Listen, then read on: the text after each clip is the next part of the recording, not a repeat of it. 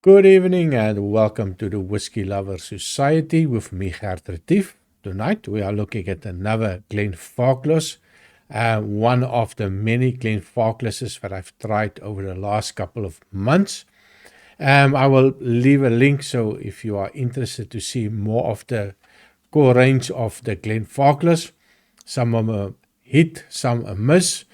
Some of them improved over time, and I was quite excited about that. So if you want to know about Glenfarclas, I've made quite a number of videos already. So tonight we are looking at the 15-year-old Glenfarclas, single malt, Speyside region, done by the Glenfarclas family-owned distillery.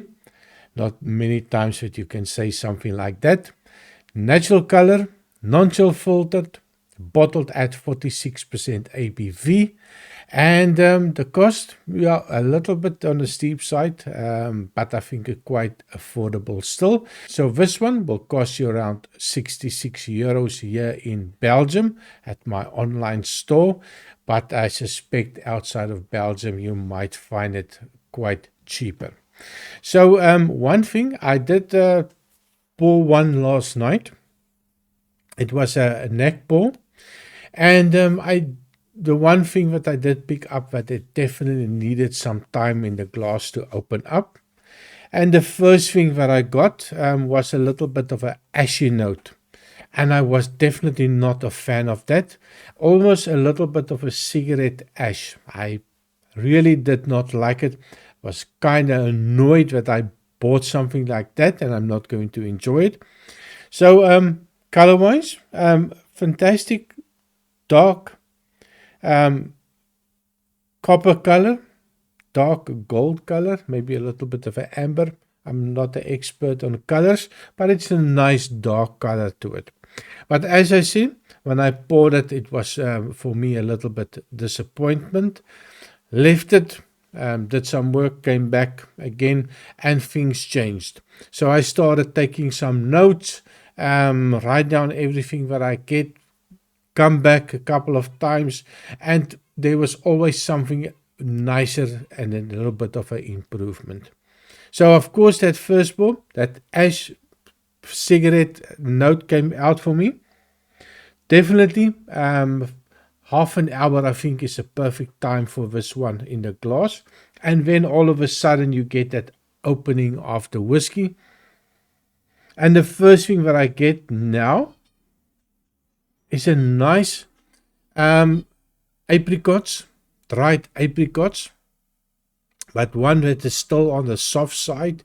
You know, when you open up that apricot, it's got its little bit of a funky note coming out, a little bit of a sweet apricot nose coming out, a little bit of even a musty note coming out, and sometimes if it's too hot, it goes into a little bit of a off-putting smell to it, that Dunwich warehouse type of smell. So that is what I get on this one, that mustiness out of the apricots.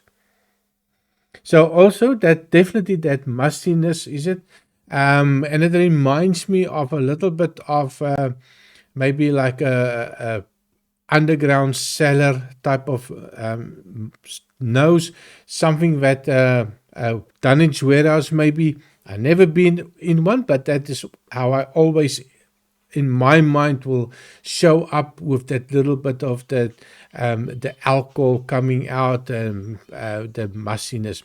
Rambling on, but that is what my mind is just going through the motions to find the right words for this whiskey. So then, after that time in the glass, I start getting that sherry notes coming out. So I do get that getting sweeter already.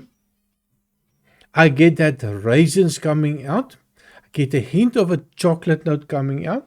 And I get the date notes. And then I get the vanillas. Oh, some nice sweet vanilla.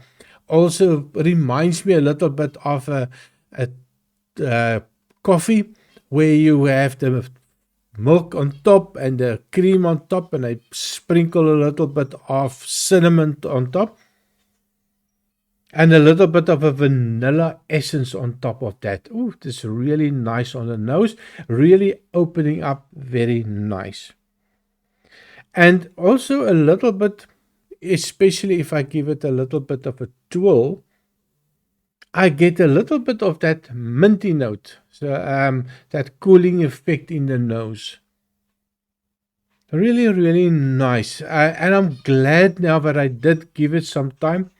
Normally, if I pour a whiskey and I get that off-putting notes in the beginning, I get agitated immediately. I will just throw it away, put the cork in, put it back in the cupboard, and I'm going to forget about it.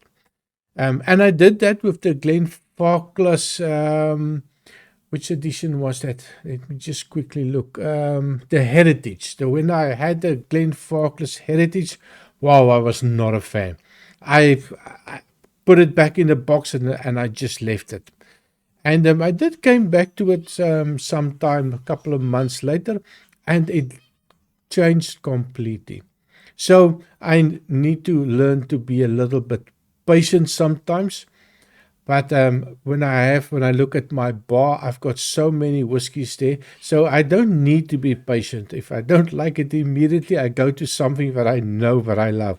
Patience is a virtue, and unfortunately, I do not have the patience for that. So definitely, after some time, really, really nice. It's sweet, but it's not overly sweet. It's not like you would do the Aberlour Abuna or the Edredauer 10 that has got this big sweetness in it. This one is definitely more toned down with regards to the sweetness. On the taste, cheers.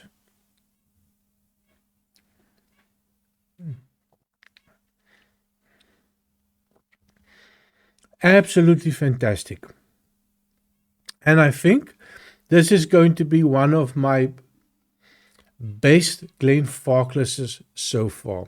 I've been up the age, down the age, right down to the 8-year-old, no age statement ones. And all of them had something nice, but all of them had a little bit something that was off-putting. And I think the 15-year-old seems to me the perfect aged. I love the sweetness of it. I like the fact that I did not get a lot of oak on the first sip. Also last night, it did build up a little bit, but then it just flatlined and it just kept at that same oaky level, just to make sure.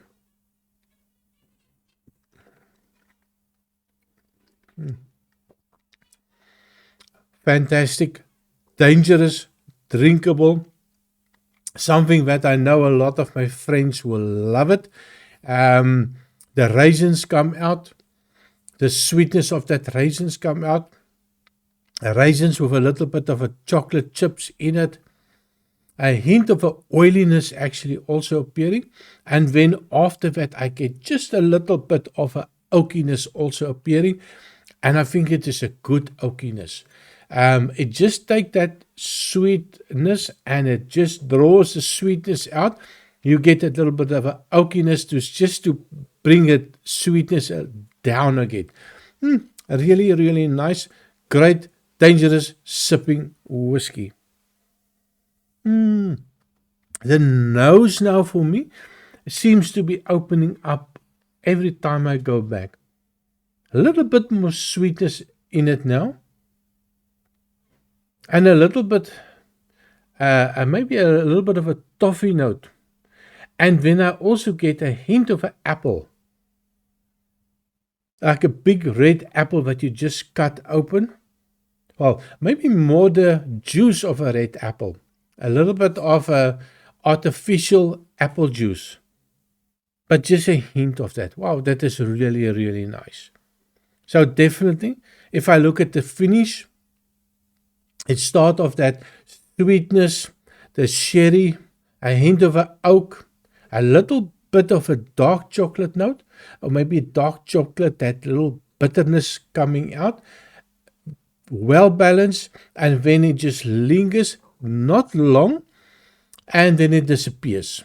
And I think that is the time where you drink another one, just to keep that rhythm going, up and down. Perfect. Let me give it one more try.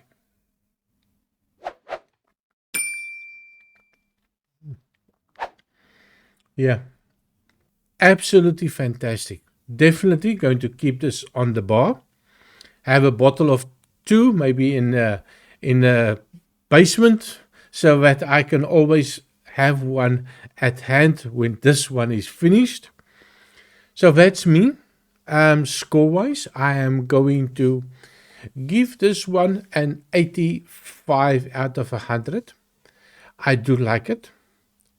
The price, I kind of like the price as well.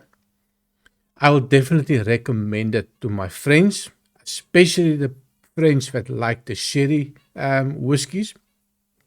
Also, the friends that do not like a lot of oak. Of course, it is 46%. I'm not going to add water to us. For me, 46% I think is the sweet spot. It will, after below that, it's a little bit too watered down for me. So thank you very much for watching. We have more than 500 subscribers. I do get lots of comments, so keep that up. Help me to get to the 1,000 subscribers. Help me get to the 4,000 watch hours. Still way short of that. You came this far. I think it is time that you help me out as well. Subscribe, and I see you next time. Cheers.